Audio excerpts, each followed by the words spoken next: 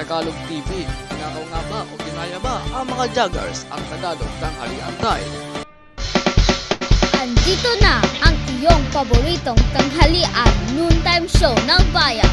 Alas 12 na Tagalog tanghalian time. Your co-host, Kuya Kyle Montaño. Hey! Magandang tanghali, alas 12 na! Tagalog, tanghalian tayo na!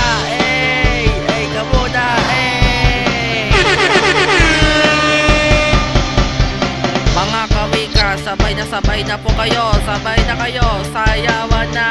Hey! Hello, everyone! Alas 12 na! Hey! Sabay na po kayo! Hey! Tagalog, tanghalian time! Let's go! Hey! Hey! Hey! Hey! Hey! Hey! Hey! Hey! Hey! Ginaya pala ang mga joggers ang Tagalog tanghalian time. Sabi sa iba pang fanmaders na bawal bagnakaw o gayahin ang mga graphics ng mga shows ng ibang networks.